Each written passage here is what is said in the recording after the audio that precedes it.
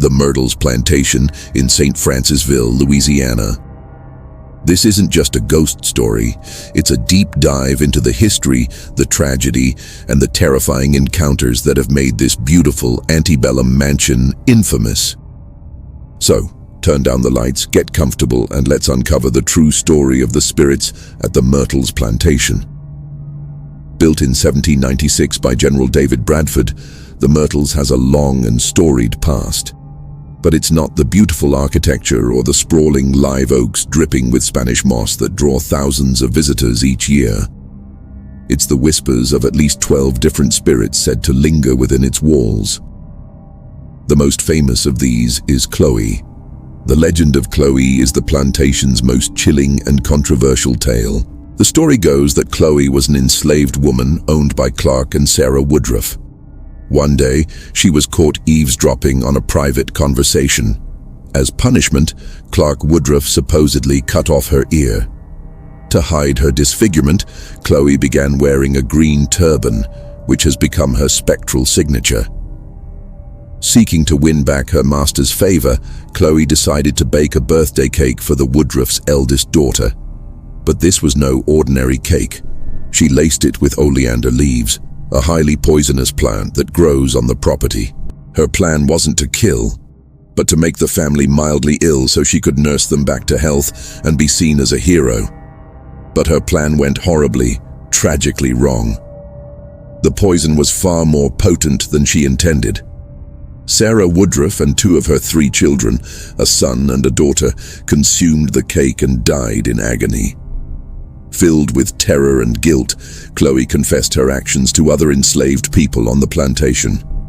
Fearing they would all be punished for her crime, they took matters into their own hands. They reportedly dragged Chloe from her room in the middle of the night and hanged her from one of the large oak trees on the property. Her body was then weighed down with rocks and thrown into the Mississippi River.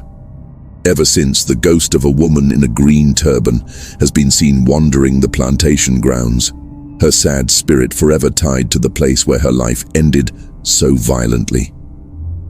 Visitors and staff have reported seeing her peering from windows, her face filled with sorrow. Some have even claimed to be woken in the night by her spectral form standing at the foot of their bed.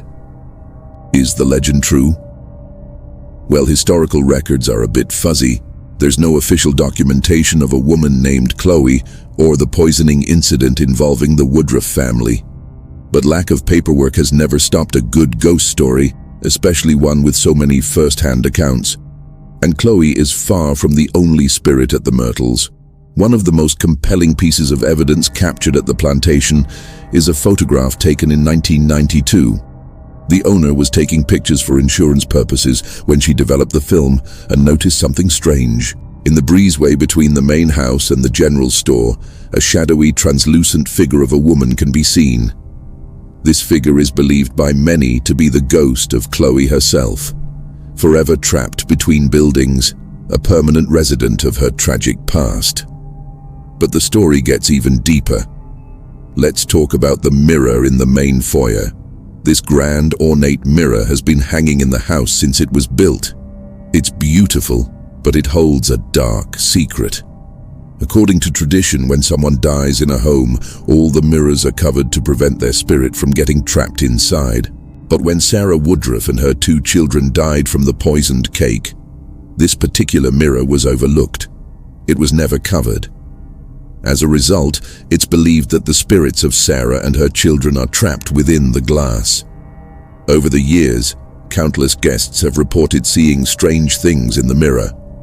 Handprints of both adults and children often appear on the glass, even after it's been thoroughly cleaned. Some people see distorted faces or figures moving behind them in the reflection, only to turn around and find nothing there. It's said the spirits are trying to communicate, to reach out from their glassy prison. Hotel staff often find themselves cleaning the same child-sized handprints off the mirror day after day, a constant eerie reminder of the tragedy that unfolded in that house. Then there's the ghost of William Drew Winter. William Winter was a lawyer who lived at the plantation from 1865 until his death in 1871. The story of his death is another of the Myrtles' most famous hauntings. One evening, a stranger rode up to the house and called William out onto the front porch. As Winter stood on the veranda, the stranger shot him. Mortally wounded, William stumbled back into the house, crying out for his wife, Sarah. He managed to climb the grand staircase, but collapsed and died on the 17th step in his wife's arms. To this day, guests and employees report hearing his final, agonizing footsteps. They hear the heavy sound of someone struggling up the stairs, followed by a sudden, deafening silence right at the 17th step. Some have even felt a cold spot on that particular step, or have been touched by an unseen hand while walking up the stairs.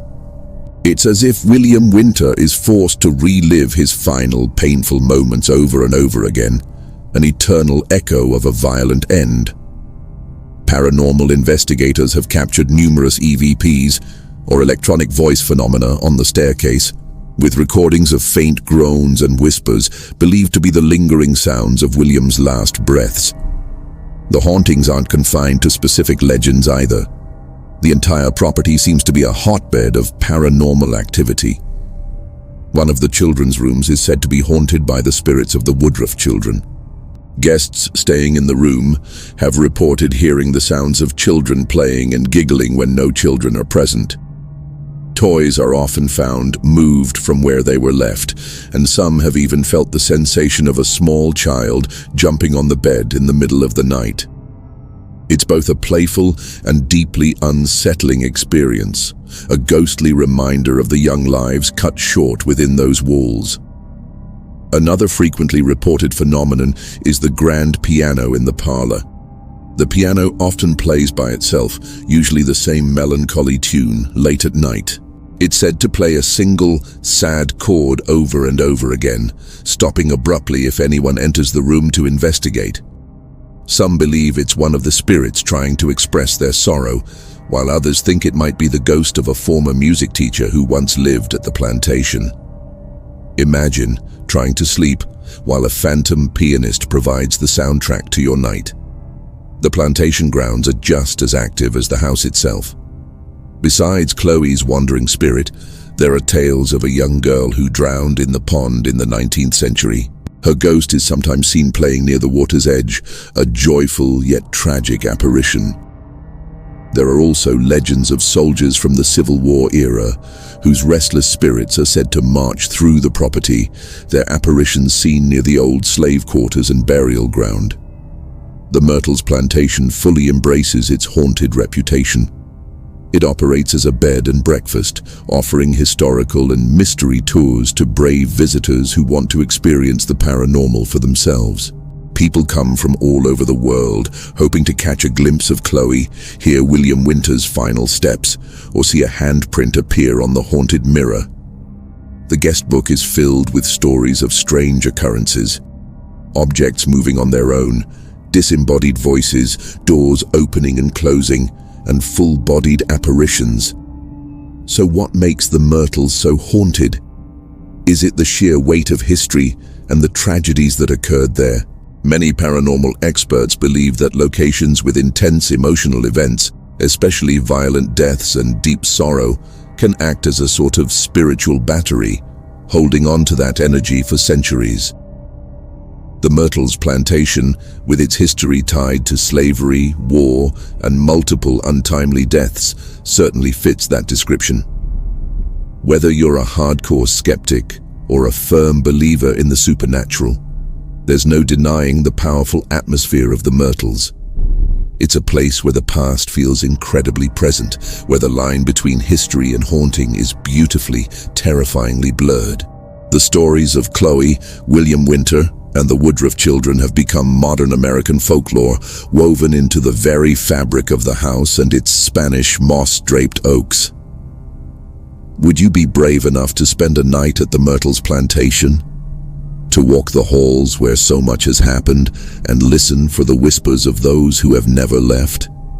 It's a journey into the heart of one of America's greatest ghost stories, a story that is still being written with every strange noise and unexplained sighting.